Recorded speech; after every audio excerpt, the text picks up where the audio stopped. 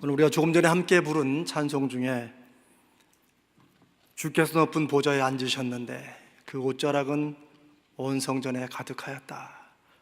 거룩 거룩 거룩 만군의 여호와, 그 찬송을 함께 했습니다. 성전에 계시며 역사하시는 하나님의 모습을 너무도 영감 있고 거룩하게 표현한 곡이라 싶습니다. 이 찬송을 정말 마음으로 부르는 성도마다 하나님의 영광이 이곳에, 그 하나님의 사람이 아무리 빨아도 희귀할 수 없는 그 흰 옷자락이 이 성전에 가득하며 그 거룩하신 하나님 앞에 감히 내가 이렇게 설 수 있다는 것, 한편으로는 부끄럽지만 한편으로는 감사한, 그래서 마음이 그 찬송 부를 때 우리 마음속에 뜨거움이 넘쳐나지 않을 수 없을 것 같습니다. 그런데 이 찬송에 이미 아시는 대로 배경이 된 말씀이 바로 오늘 우리가 함께 읽은 본문 이사야서 6장 1절로 4절의 말씀입니다. 신앙생활 할 때 조금 상상을 할 수 있는 것, 상상력이 굉장히 도움이 많이 됩니다. 성경을 읽을 때도 우리가 그저 문자를 쭉쭉 따라서 읽어가기보다도 문자를 읽으면서 그 광경을 상상하는 게 우리 굉장히 도움이 많이 되죠. 성전에 가득한 하나님의 옷자락, 그리고 감히 표현할 수 없는, 사랑하고 존경하기 때문에 흘러나오는 거룩한 두려움, 그리고 천사들의 모습이 날개 6을 가졌는데 참 특이한 게 둘은 눈을 가리고 둘은 발을 가리고 또 2개는 어디를 가려요? 다 가리면 떨어집니다, 땅에. 그러니까 그 2개로는 날개로 날개짓한다. 그러면서 그 천사들이 서로 창화한다. 밝은 서로 화답하는데 무엇라고 서로 노래하며 화답합니까? 성전에 계신 그 하나님, 그 하나님의 영광이 거룩하다, 거룩하다, 거룩하다. 그 찬양 소리에 거룩한 연기가 자욱한 것처럼, 실제 연기보다도 하여튼 무언가가 감히 근접할 수 없는 그런 빛으로 가득하 있는데 그 연기처럼 보이게 되고, 그러면서 그 성전의 문지방과 땅이 흔들립니다.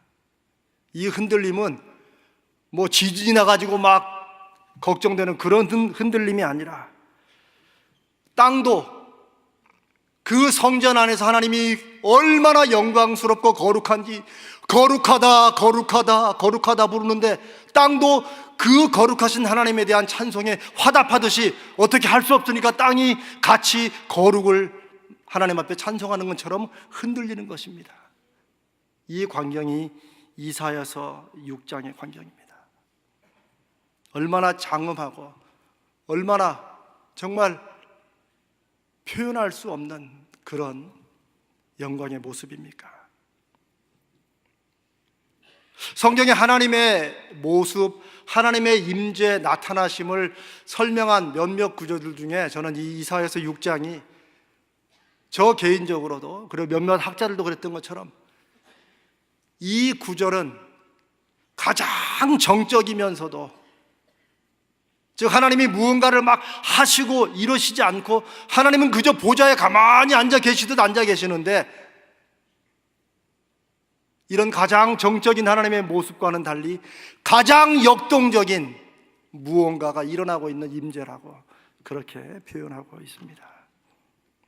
그런데 선지자 이사야가 이 광경을 보게 된 때가, 즉 하나님께서 이사야에게 이런 엄청난 영광과 감동의 비전을 보여주신 그 시기, 그 시점이 언제인가 하는 것에 오늘 제가 여러분과 나눌 첫 번째 말씀이 있습니다. 이것은 이사야가 뭔가 막 금식과 기도를 막 세게 해서 뭔가 황홀경에 들어가서 보는 이런 것이 아닙니다. 하나님 뭔가 기적과 이사를 보여주셔야 됩니다라고 막 세게 기도하는 응답으로 나타나는 것도 아닙니다. 그때는 이사야서 6장 1절에 그저 무심한 듯 시작한 한 구절, 우시야 왕이 죽던 해라고 기록한, 우시야라는 왕이 죽은 그때가 바로 하나님이 이사야에게 이 영광스러운 하나님의 모습을 비전으로 환상으로 보여주신 때입니다. 역대하 26장에 보면 우시야 왕의 기록이 나와 있습니다. 우시야 왕은 남과 북으로 이스라엘이 나누어진, 참 이런 얘기를 할 때마다 우리 한국 민족을 생각하게 됩니다. 이제 전 세계에서 유일한 분단국이 된 한 민족이면서 가족이 나누어져 있는 그런 나라처럼 이스라엘도 남방 유대와 북방 이스라엘로 나눠져 있는데, 하나님께 인정받았던 왕 아마샤의 아들이었던 우시야가 아버지가 죽고 불과 16의 나이로 유대의 10대 왕으로 즉위하게 됩니다. 16살에 즉위하게 된 이 우시야는 그 후로 남북 왕국을 통틀어서 가장 긴 통치 기간을 갖는데 52년을 왕으로 통치하게 됩니다. 그리고 그는 아버지 아마샤의 뒤를 이어서 하나님 보시기에 정직한 왕이었다. 즉 그 시기가 얼마나 혼탁하고 종교적으로 타락했냐면, 하나님의 관심은 그 왕이 하나님을 쫓고 순종하는 그런 왕이었느냐, 정직한 왕이었느냐, 아니면 불의한 왕이었느냐, 이 둘로 기준을 나누는데 우시야 왕은 여호와 보시기에 정직한 왕이었다라고 기록하고 있습니다. 또한 그는 어린 나이에 즉위하자마자 종교, 정치, 군사, 경제적으로 여러분 역대하 26장 읽어보시면 여러 가지 일들이 나와 있는데 그런 것에 아주 뛰어난 그런 왕이었습니다. 그런데 안타깝게도 역대하 26장 후반부를 들어가면 이런 우시야가 강성해지자, 즉 파워풀해지고, 즉 모든 정치, 경제, 사회가 다 자신의 손아귀에 들어오고 이제 모든 것이 자기 뜻대로 되고 나라가 제대로 막 돌아가면서 주변에 소문이 나기 시작하자, 그게 몇 살인지 정확히 성경은 기록하고 있지 않지만 왕이 강성해지자 교만해졌다라고 기록합니다. 이스라엘의 첫대 왕인 사울을 우리가 또 생각할 수 있죠. 처음에는 그렇게 겸손한, 수레 뒤에 숨어서 나타나지도 못했던 건장한 한 청년을 하나님의 왕으로 세우셨는데 결국 나중에는 이 교만이 하나님 앞에 버림받게 되는 요인이 되지요. 그리고 우시야 왕은 그 교만으로 인해서 제사장만이 해야 되는, 왜 제사장만이 해야 됩니까? 그 분향드리는 향단이 너무 거룩해서입니까? 아닙니다. 하나님이 그렇게 정하셨기 때문입니다. 이게 굉장히 단순하지만 너무나도 중요합니다. 만약 누군가 신앙생활에서 왜 그렇게 해야 됩니까? 라고 묻는다면 그 누구도 신앙생활을 아무리 오래 했건 목회자든 상관없이 이런 이유 때문에 합당하게 이유를 댔기 때문에 그렇게 하는 게 아닙니다. 혹은 그렇게 하지 말아야 되는 게 아닙니다. 오직 한 가지 이유입니다. 내가 이해가 되든 이해되지 않든, 내 스타일에 맞든 안 맞든 그렇게 해야만 되는 이유, 혹은 그렇게 하지 말아야 되는 이유는 무엇입니까? 하나님이 정하셨기 때문입니다. 교만은 그래서 하나님을 넘어서고 하나님 대신에 자신이 기준이 되는 그런 것이기 때문에 하나님 앞에 버림을 받게 되는 것입니다. 근데 사실 교만한 사람은 하나님이 그 사람을 버리기 전에 먼저 그 사람이 하나님을 버린 것입니다. 그게 교만 아닙니까? 하나님이 이건 안 된다고 한 것을 난데 왜 그걸 안 해야 되냐라고 해서 그걸 해버리면 이미 그가 그런 행위로, 그런 마음으로 하나님을 버린 것입니다. 그래서 그 분향을 하려다가 우시야 왕은 하나님의 진노를 사서 나병에 걸리게 됩니다. 오늘날은 절대 그렇지 않습니다.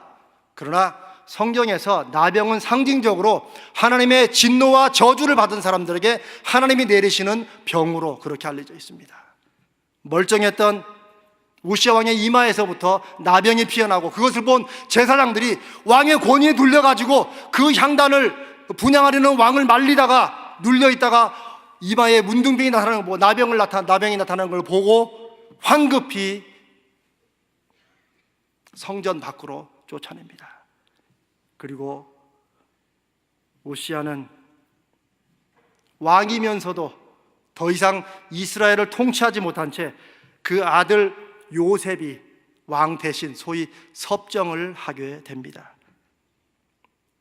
그리고 우시아는 죽기까지 이 나병을 가진 채 홀로 별궁에, 저 구석 한 별궁에 살다가 쓸쓸히 죽게 됩니다.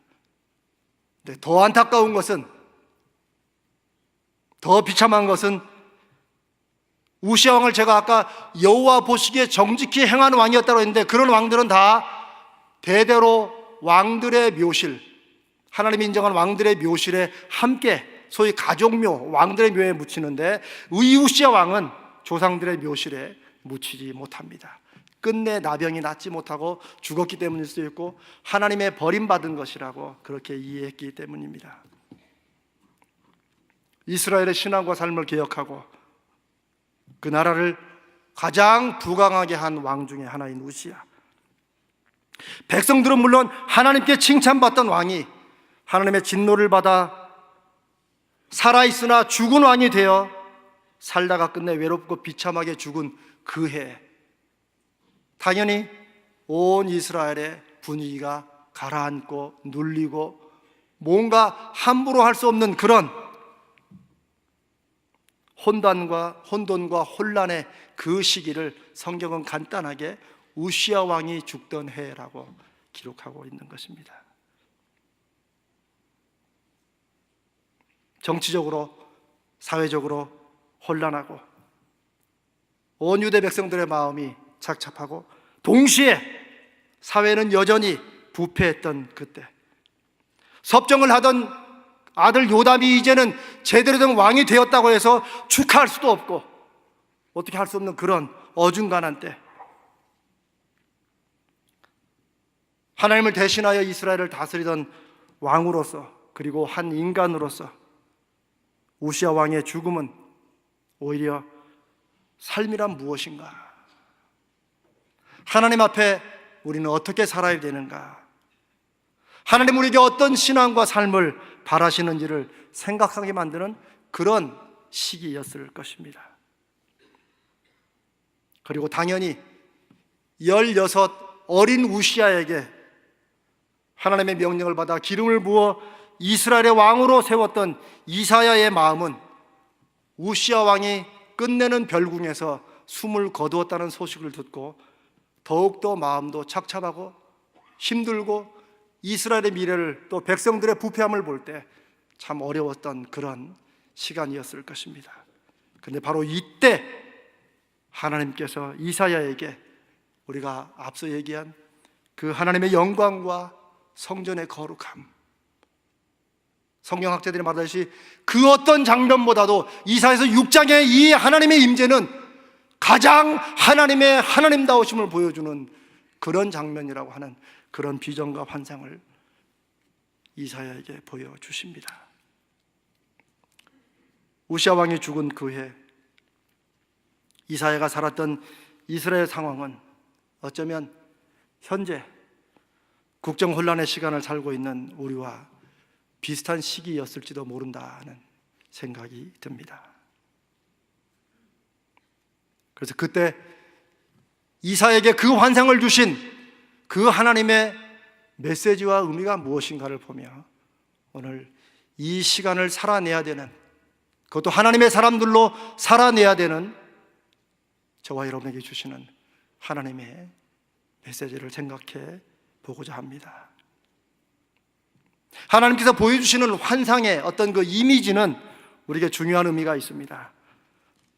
하나님이 주시는 어떤 비전이나 환상은 딱 고정되어 있지 않습니다. 즉 어떨 때는 이런 환상을 주시고 저럴 때는 저런 환상을 주시고 누구도 이런 거를 예측하고 소위 어떤 규칙을 잡을 수 없습니다. 왜냐하면 그건 하나님께서 하나님의 자의로 나타내신 그런 것이기 때문입니다. 그렇다 본다면 하나님은 얼마든지 다른 광경, 다른 의미를 보여줄 수 있는데 그 환난과 시련과 혼돈의 시간 속에 이사야에게 보여주신 환상은 성전의 높은 보좌 위에 영광과 거룩함으로 앉아 계시는 그런 하나님이십니다. 역다 27장 2절에 보면 요담이 왕이 되었지만 이스라엘 백성들은 여전히 부패했다고 기록하고 있습니다. 그래서 나라의 장래를 염려하며 고민하는 이사야에게 하나님은 그런 혼란 중에, 그런 앞이 안 보이는 이런 시간 속에 하나님은 어쩌면 이 국가를 세우시는 어떤 강렬한 어떤 요한계시록의 철장처럼 혹은 칼을 드시고 호령하시는 모습으로 이사야에게 봐라 내가 이렇게 역사한다라고 이런 모습을 보여주실 법도 한데, 아니면 그 부패한 이스라엘을 이제는 하나님이 불로 깨끗하게 태우셔서 새롭게 하시는 이런 환상도 보여주실 만도 한데, 아니면 뭔가 좀 더 소망적으로 그냥 제가 상상을 해보는 겁니다. 우시야를 뒤이은 아들 요담이 이제 섭정을 벗고 본격적인 왕이 되어서 유다를 더욱더 잘 통치해서 더욱 번성할 것이라는 이런 사인을 주시는 막 큰 나무가 막 자라는 잎이 막 풍성한 이런 것을 주시면 훨씬 알아채기가 쉬울 건데, 하나님은 성전의 높은 보좌에 가장 정적으로 앉아 계시고 그 옷자락이 흘러내리고 성전에 가득하고 그 거룩한 광경에 천사들은 거룩하다, 거룩하다, 거룩하다라고 찬송할 수밖에 없게 만들고 성전의 문지방과 땅도 그 찬송에 화답하는, 하나님은 가장 정적으로 계시는데 그로 인해서 주변은 가장 역동적으로 움직이는 이런 모습이 이사야에게 보여주신 하나님의 비전입니다.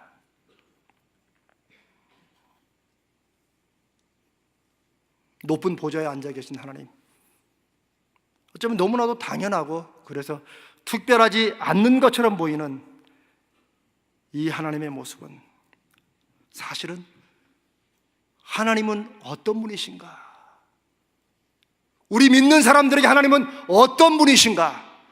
하나님은 우리에게 하나님이 누구시라고 나타내시고 우리가 그렇게 받고 믿고 의지하기를 원하시는가에 대한 핵심이라고 그렇게 얘기할 수 있습니다.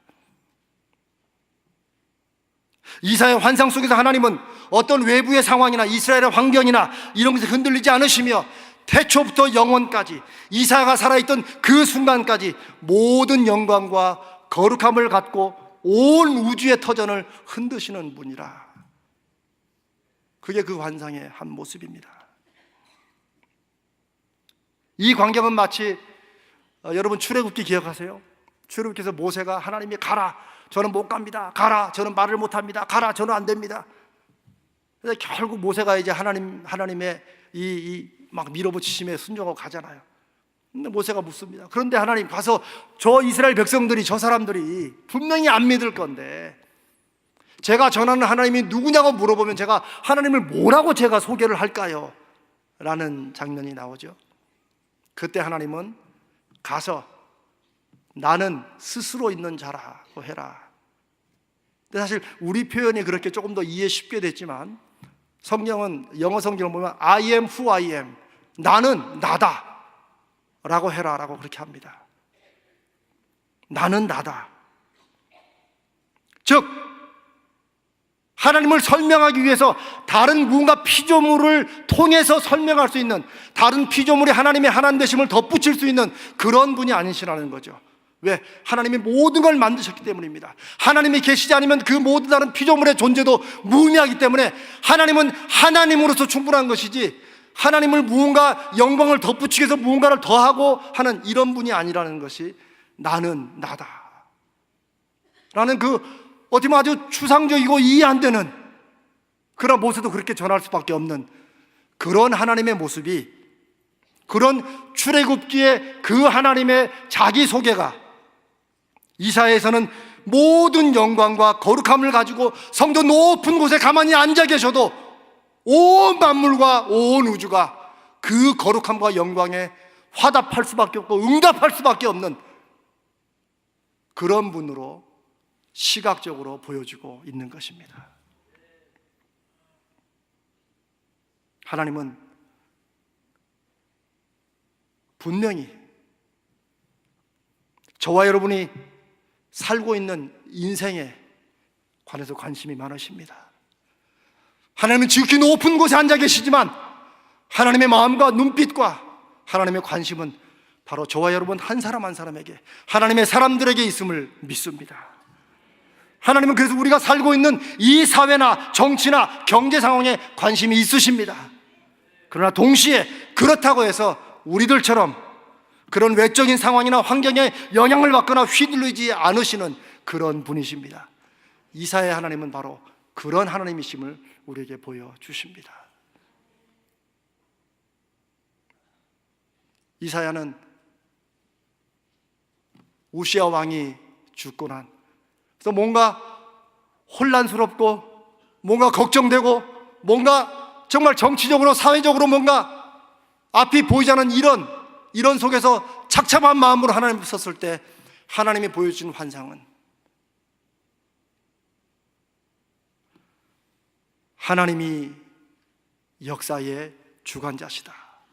그분은 아무것도 안 하시고 그저 성전에 가만히 앉아 계시는 것처럼만 보여도 온 우주와 만물은 그 하나님을 향하여 역사를 진행하고, 하나님은 그래서 역사의 앞에 나타나 보이시지 않는 것처럼 보이시지만 실은 역사를 주관하시는 분이시다라는 것을 보여주고 있습니다.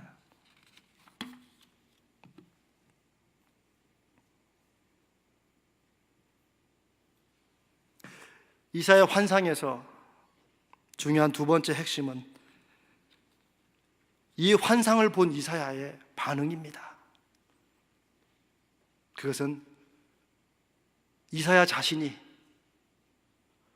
얼마나 부정한 존재인지, 즉 이 영광과 거룩함이 가득한 이 하나님 앞에 내가 설 수 없는 존재라는 것을 깨닫게 됩니다. 여러분, 이게 너무나도 중요합니다. 우리는 기도할 때나 우리 마음속에 어떨 때 우리는 막 하나님께서 뭔가 응답을 주시고 하나님 좀 만나주시고 막 이런 데에 대한 갈망이 여러분 있죠? 그냥 거기라도 끄덕하세요. 저는 있습니다. 늘 그런 건 아니지만 또 어떨 때는 정말 하나님 좀 보여주세요, 좀 들려주세요, 뭐 여러분 이럴 때 있지 않습니까? 그런데 그래서 그런 우리의 마음속에는 뭐 하나님이 응답하신다든지 하나님이 나타나신다든지 하면 우리는 막 할렐루야 오예 막 이렇게 될 거면 우리 그런 걸 하잖아요. 그렇죠? 그래서 오 하나님이 어젯밤에 말씀하셨어 막 이렇게 되잖아요. 뭐 저도 뭐 똑같습니다. 그런데 참 이상하게도 성경에 하나님의 나타나심을 본 사람들은 우리처럼 오 하나님 드디어 나타나셨군요 할렐루야 이런 사람이 하나도 없다는 것이에요. 오늘 이사야만 봐도 그 하나님의 그 두루마기 천이 막 온 성전에 가득하고, 뭐 제가 더 이상 설명 안 해도 되겠죠? 제가 너무 막 이게 막 커져서 그래. 마음이 커져서 그 앞에서 만약 이재명 목사가 섰다면 오 예 드디어 하나님 막 이랬을 것 같은데 이사야는 화로다 나여 망하게 되었도다. 옛날 표현이지만 쉽게 말하면 오 마이 갓 나는 이제 죽었다. 기드온도 그랬습니다. 하나님의 임재하심을, 하나님이 아니고 하나님의 임재하심의 그 그림자라도 본 사람들은 다 나는 이제 죽었다 라고 그렇게 했습니다. 그 차이가 무엇일까요? 어쩌면 우리는 저 자신부터 정말 이사야서 6장에 나타난 하나님의 거룩하심이 얼마나 거룩해서 감히 내가 설 수도 없는 그런 거룩함이라는 것을 내가 정말 알고는 있나? 아니면 우리가 뭐 그런 생각은 안 한다고 하지만 내가 하나님을 따라가고 하나님이 나에게 말씀하시는 분이 아니라 많은 경우에 내가 원하는 이것을 들어주는 분이 하나님으로 우리가 생각하기 때문에, 그래서 하나님 이겁니다 이거 할 때 하나님이 응답하시면 오 예 하나님 잘했습니다. 우리는 이런 식으로 하나님을 오해하며 살아가는 게 아닌가 하는 것입니다. 어쩌면 이 시대의 하나님은 하나님으로서 존재하시는 그런 분이 아니라 그 거룩함과 영광 앞에 모든 만물이 감히 고개를 못 들고 천사들도 감히 6날개로 다 날지도 못하고 두 개로는 눈을 가리고 두 개로는 발을 가리고 거룩하다 거룩하다 거룩하다 하는 그 하나님을 우리는 마치 내 친구처럼, 또 죄송한 말씀이지만 어떨 때는 저 이웃집 아저씨만도 못하게 그저 내가 필요 없으면 또 깜빡 잊어버렸다가 또 급하면 또 찾아갔다가 저의 솔직한 고백입니다. 어떨 때 기도하면 주여 그러면 하나님께서 오랜만이다 마치 이런 음성이 들려오는 것 같은, 하나님을 믿고 의지하며 따라간다 신앙생활을 하고 있지만 많은 경우에 하나님이 중심이 아니고 내 중심으로 스케줄도 내가 정하고 내가 할 일도 정하고 하나님이 영광 받으실 만한 일도 내가 딱딱 정해놓고 자 이거면 영광 받으시겠죠? 이런 식으로 우리는 내 삶과 우리가 하는 모든 일을 결정하며 살아가고 있지는 않은가 하는 것입니다. 하나님의 역사하심, 하나님의 응답하심, 하나님의 나타나심, 이게 얼마나 엄청난 것이고 그래서 이게 감사하지만 얼마나 두려운 것인지를 우리는 한순간이라도 우리 마음속에 진지하게 돌아보고 생각해보며 그 하나님이 어떤 분이신지 얼마만한 분인지를 우리가 문득문득 인식하며 신앙생활을 하고 있는가 하는 것입니다. 이사야는 그 모습을 보여줍니다. 그 거룩하고 영광 가득한 하나님 앞에 그 하나님을 깨닫는 순간 화로다 나여 망하게 되었도다. 그리고 그 두려움과 그 부끄러움에 몸둘 바를 모르는 그 이사야에게 천사가 그 하나님의 화로 앞에 있던 쇠젓가락을 갖다가 입에 대며 이걸 막 태운다는 거죠. 이제 너의 모든 죄가 사하여졌고 너의 모든 허물이 벗겨졌다 말씀을 하십니다. 우리는 하나님 만나면 신나가지고 드디어 내가 원하던 게 이루어졌다고 막 콧노래를 부르는데, 정말 하나님을 만난 사람들은, 그 하나님이 어떤 분인지 아는 사람들은 하나님이 나 같은 죄인에게 다시 기회를 주시고 나를 용서하시고 나를 다시 붙잡아 주시고 나를 죽이지 않고 살려주시는구나 라고 자기 자신을 돌아보게 된다는 것입니다. 그리고 그때 비로소 하나님은 말씀하시고 이사야는 듣습니다. 많은 경우에 우리는 하나님 말씀 좀 해주십시오, 마치 하나님이 죄송하지만 마치 벙어리인 것처럼 하나님이 이렇게 침묵하십니까? 라고 말하지만 저는 부족한 제 삶을 잠깐 돌아봐도 하나님이 말씀하시지 않는 게 아니라 내 생각과 내 계획과 내 열망이 너무 강하니까 하나님의 음성이 들리지 않는 것입니다. 우리는 많은 경우에 내가 듣고 싶은 것만 들으려고 하고 내가 보고 싶은 것만 보기 때문에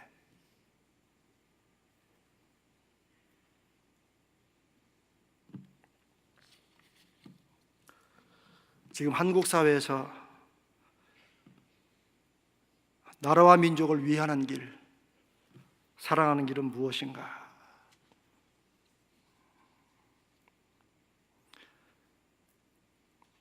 한국은 지금 촛불과 태극기로 나뉘어져 있다고 많이 얘기되고 있죠. 여러분은 어떤 쪽을 택하려고 하십니까? 아니, 하나님의 사람들이라면 둘 중에 하나를 꼭 택해야 되는가?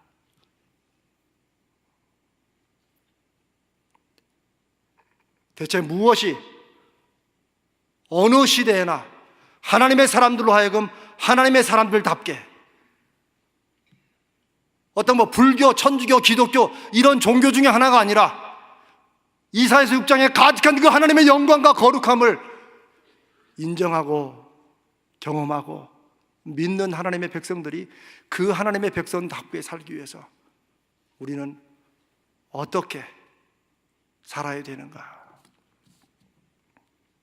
저는 여러분께 어떤 대답을 드리려고 하는 것이 아니고 우리는 그것까지도 나의 정치적 성향이나 혹은 내 나와 연관된 어떤 것으로 섣불리 쉽게 결정할 게 아니고 우리 각자가 다 혹은 우리 이렇게 모였을 때 하나님 앞에 가장 진지하고 겸손하게 마치 이사야서 6장에 이사야가 하나님의 거룩함과 영광스러운 그 모습 앞에 하나님의 음성을 듣는 것처럼 우리도 그렇게 늘 듣고 그 음성과 인도하심에 순종해야 될 줄로 믿습니다. 저는 다른 걸 떠나서 우리 담임 목사님이 지난번에 말씀하셨듯이 누가 대통령이 되면 이 나라가 하나님을 두려워하는 나라, 공의와 정의가 흘러가는 나라가 되겠습니까? 문제는 누구의 초점을 둘수록 우리는 하나님의 뜻과 하나님으로부터 혹시 점점 멀어져 가는 것은 아닌가 하는 것입니다. 오히려 우리는 어떤 세상, 어떤 사회가 하나님 보시기에 기뻐하실 세상인가? 나는 어떤 사회의 일원이 되고자 하는가? 하나님의 살아계심과 역사하심을 믿는 하나님의 백성인 나는 이 시대 속에서 세상의 소금과 빛으로 사는 길은 무엇인가를 말씀 속에서 여러분의 기도 중에 하나님의 인도하심을 받고 순종하는 것이 어쩌면 가장 애매한 말 같지만 그것보다 더 정확한 대답은 없을 것이라 믿습니다. 점점점 작은 배려의 따뜻함이 사라지는 이 사회 속에 우리는 살고 있습니다. 여러분 기억하세요? 옛날에 공중전에 조금 길게 한다고 뒷사람이 기다리다 폭행을 한 사건이 막 신문을 떠서게 했던 것이 한 20년이 훨씬 넘었습니다. 근데 이제는 조금만 유리한 위치에 있으면 지독하게 갑질을 하는 것이 이젠 더 이상 뉴스거리도 안 되는 세상 속에 살고 있습니다. 예전에는 여자 운전자들에게, 우리 주부 운전자들에게 하도 그냥 집에서 밥이나 하지 뭐하러 차 먹고 나왔냐 하도 남자들이 막 이러니까 아예 어떤 분들은 차 뒤에 밥하고 나왔음 이렇게. 여러분 진짜 그런 때가 있었죠? 예. 아예 주부들이 뒷차에다가 밥하고 나왔음 이렇게 붙이고 다니던 때가 있었습니다. 그때는 유머라도 있었죠. 요즘은 차 끼어들었다고 뒤에서 빵빵거린다고 뭐 깜빡했다고 보복 운전하고 차유리 깨고 심지어 막 직장까지 뒤따라가서 막 복수하고. 그래서 제가 제 아내에게 당신은 절대 운전하지 마라, 차라리 내가 갈게 뭐.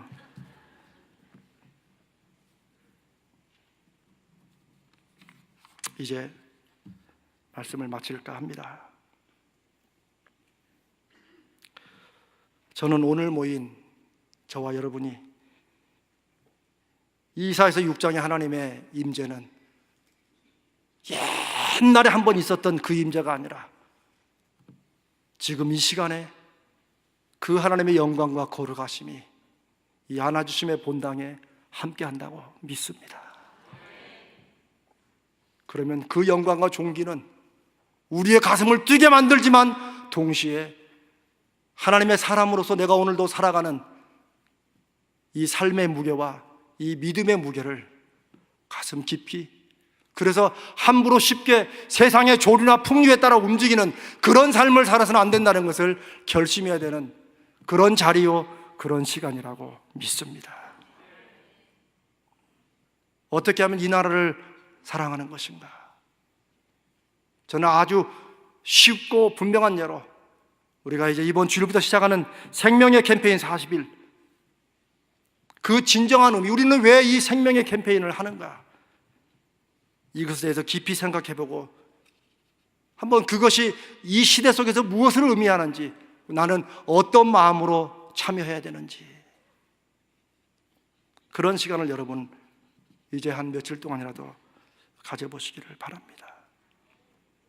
왜냐하면 저는 믿기를, 이 생캠은 한국의 정치 상황, 사회 상황이 이렇게 날카롭게 대립하고 있는데 교회는 한가하게 자기네 종교적 프로그램을 하고 있다, 이런 말들을 남들이 하든 말든 우리는 그것에 귀를 기울일 때가 아닙니다.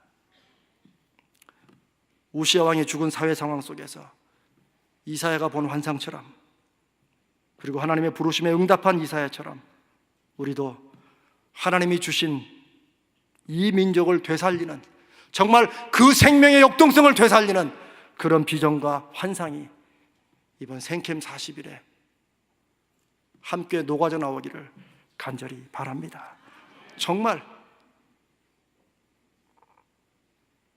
프로그램이 아니라 그 하나님의 부르심에 내가 순종하여 생명의 주인이신 하나님의 역사하심에 순종하여 생명의 사역에 동참하는 그런 우리, 이름 그대로 정말 생명을 살리는 캠페인, 신앙의 공동체가 되살아나는 캠페인, 그리고 그 생명의 약동으로 인해 이웃과, 아니 우리와 우리 가정과 이웃과 한국 사회와 민족의 생명의 활기를 불어넣는, 그래서 우리가 거룩하다, 거룩하다, 거룩하다, 그 하나님의 거룩하신 임재가 우리의 삶과 가정에, 우리의 이 성전에, 이 사회에 가득한 날이 되기를 주님의 이름으로 간절히 소망합니다.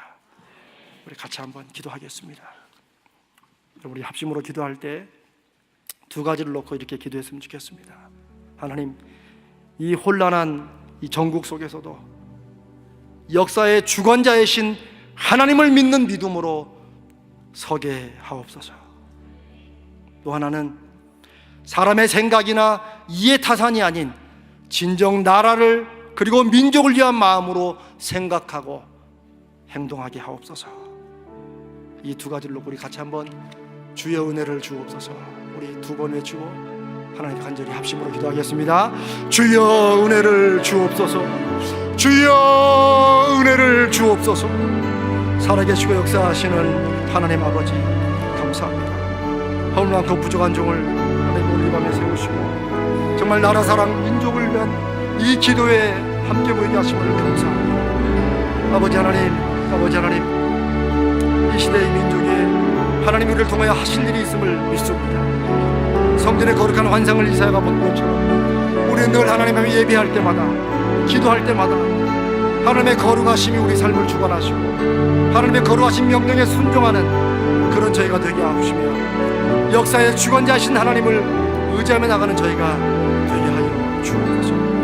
아버지 하나님, 이 세상에 정말 소금과 빛의 사명을 감당하는 저희가 되게 해주시고 우리 사랑의 교회가 되게 해주시옵시고 우리 모든 장로님들과 우리 평신도 지도자들과 교육자들이 정말 이 시대의 생명을 불어넣는 하나님의 역사에 동참하는 그런 저희가 되게 하여 주시옵소서.